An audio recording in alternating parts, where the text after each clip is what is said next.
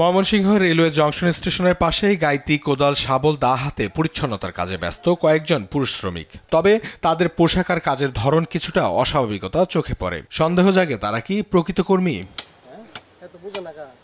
এই রহস্য উদ্ঘাটনে অনুসন্ধান নামে দেশ টিভি কথা বলে জানা যায়, যাদের নামে এইসব কাজের তালিকা তারা মিনা, শিউলি, পলি, অঞ্জলি ও আরতি। অথচ বাস্তবে গত কয়েক বছর ধরে তাদের পরিবর্তে কাজ করে যাচ্ছে এই পুরুষ শ্রমিকরা। উনি আমার আত্মীয় লাগেন, আবার অসুস্থ যেহেতু পার অবস্থা আমাকে বলছে আপনার কাজ করছেন যেহেতু আগে একটু আমার যে সহযোগিতা করতেন। আমি আমার বউ আয় সকালে বউ নিয়ে আই বৈশা থাকে, আমি কাজ করি। ঘটনার সত্যতা যাচাইয়ে রেলওয়ে স্টেশন কর্তৃপক্ষ প্রকৃত শ্রমিকদের ডেকে আনেন। জিজ্ঞাসাবাদে তারা স্বীকার করেন দীর্ঘদিন ধরে নিজেদের নামে চাকরি হলেও কাজ করে যাচ্ছে তাদের স্বামী ও অন্যান্য পুরুষ সদস্যরা। ঊর্ধ্বতন কর্তৃপক্ষকে ম্যানেজ করেই চলছে এই অনিয়ম।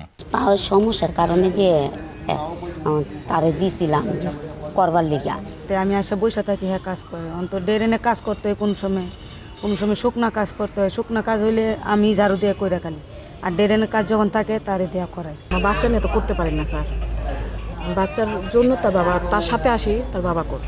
স্বামীর লোকে একটু থাকি, পরে আমার স্বামী চাকরি করে। পরিচ্ছন্নতা কর্মীদের তদারকির দায়িত্বে থাকা দুই কর্মকর্তা দেশ টিভিকে জানান, সুবিধা দিয়ে একজনের চাকরি অন্যজন দিয়ে করানো হচ্ছিল দীর্ঘদিন ধরে। বিষয়টি তারা জানতেন বলেও স্বীকার করেন।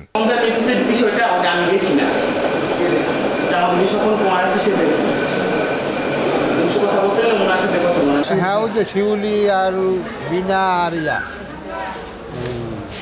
অঞ্জলি, পলি, এই চারটা মহিলা, এই 4 দিনের পর কাজ করে।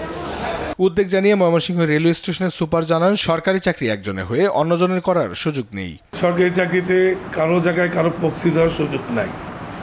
তবে অসুস্থ হলে বা অন্য কোনো সমস্যা থাকলে ছুটি নেওয়ার প্রভিশন আছে প্রথমত। আর আপনারা যেটা বললেন যে প্রক্সি দেয়, এটা সম্পূর্ণ মেডিকেল ডিপার্টমেন্ট দেখাশোনা করে। আমার এখানে যতগুলো ক্লিনার আছে সবগুলো মেডিকেলে আওতাভুক্ত। সেবার মান নিশ্চিত করতে সরকারকে এখনই প্রক্সি রোধে কঠোর ব্যবস্থা নিতে হবে, এমনটাই দাবি সচেতন মহলের। অঙ্কন চৌধুরী, নিউজ ডেস্ক, দেশ টিভি।